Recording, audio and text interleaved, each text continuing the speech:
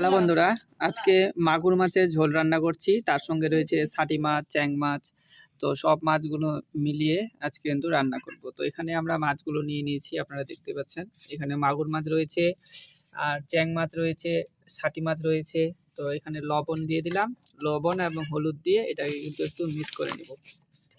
লবণ এবং হলুদ দিয়ে এখানে কিন্তু আমরা মিক্স করে নিচ্ছি, দেখতে পাচ্ছেন। তো আমাদের রাঁধুনি কিন্তু খুব খুশি আছে। এই যে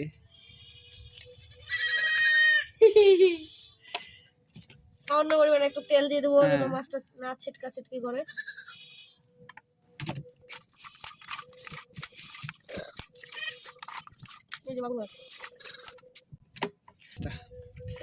তারপরে এখানে কড়াইয়ে তেল দিয়ে দিলাম। আরে বাবা, কড়াই কিন্তু খুব গরম হয়ে গেছে।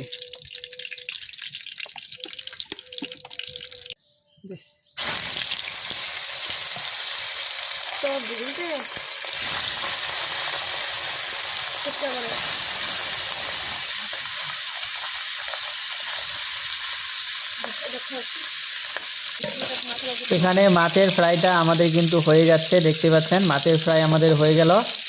আর এদিকে আমার মা কিন্তু দেখতে পাচ্ছেন পেঁয়াজ, টমেটো, লঙ্কা কেটে কিন্তু রেডি করে দিয়েছে।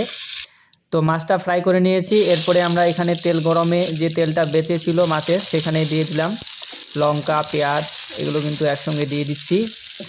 দেওয়ার পরে এটাকে হালকা নাড়ে চুড়ে এভাবে মিক্সড করে নিতে হবে। নেওয়ার পরে এখানে কিন্তু আপনাদের অ্যাড করতে হবে লবণ। লবণ দিলে পেঁয়াজটা কিন্তু একটু করে জড়াবে, অর্থাৎ একটু ঝামড়ে যাবে পেঁয়াজটা। তো লবণ দিয়ে দিতে হবে। লবণ দেওয়ার পরে এখানে অ্যাড করতে হবে আদা, রসুন, এগুলা যে বাটা, সে বাটাটা আপনারা এখানে অ্যাড করবেন। তো এখানে অ্যাড করে দিলাম আদা রসুন বাটা, দিয়ে এটাকে মিক্স করে নেবেন। তো এভাবে মিক্সড করে নিচ্ছি। আমাদের আজকের রান্নাটা কিন্তু বেশ ভালোই হচ্ছে, আপনারা লাইভ দেখছেন আমাদের রান্না। তো আদা রসুন বাটাটা মিক্সড হয়ে গেছে। এরপরে এখানে অ্যাড করছি এখানে একটু হালকা পরিমাণ মতো লঙ্কা গুঁড়ো দিয়ে এটাকে মিক্স করে নিব। তারপরে এখানে কিন্তু লঙ্কা গুঁড়োটা ভালো করে মিক্স করবেন।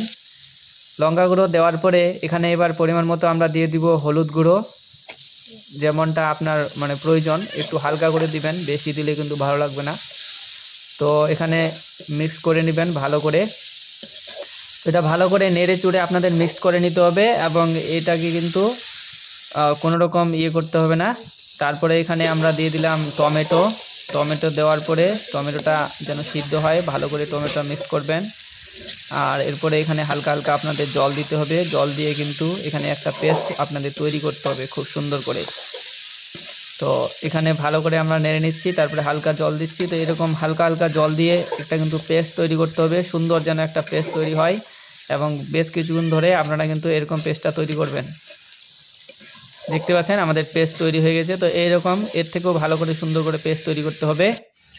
ততক্ষণে মা এদিকে রান্না করছে ছোট মাছ দিয়ে। এই যে ছোট মাছ দিয়ে একটা চুটচুটি টাইপের তরকারি রান্না করছে। এটা একটা সবজি হচ্ছে, চুটচুটির মতো হালকা হালকা ঝোল থাকবে, এবং এই তরকারিটাও কিন্তু খেতে বেশ হেভি টেস্ট করে। শীতের সময় এরকম খাবার খুব ভালো লাগে। তো আমার মায়ের দিকে রান্না করছে একটা ছোট মাছের চুটচুটি। এখানে একটু জল দিয়ে পেস্টটাকে আমরা কিন্তু দেখতে পাচ্ছেন করে নিয়েছি।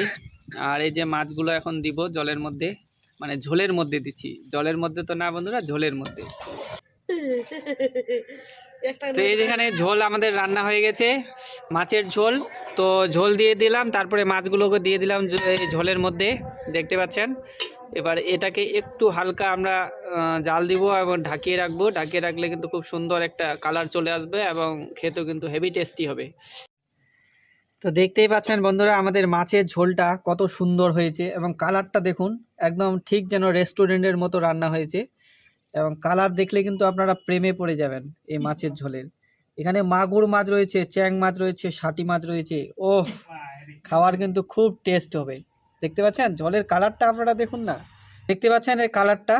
এটা দেখলেই কিন্তু আপনাদের জিভে জল চলে আসবে। তো বন্ধুরা, আপনারা লোভ কেউ কিন্তু করবেন না, আপনারা দেখুন, নিজেরাই রান্না করুন, এরকম করে খান। তো আজকের ভিডিওটি এইটুকুই।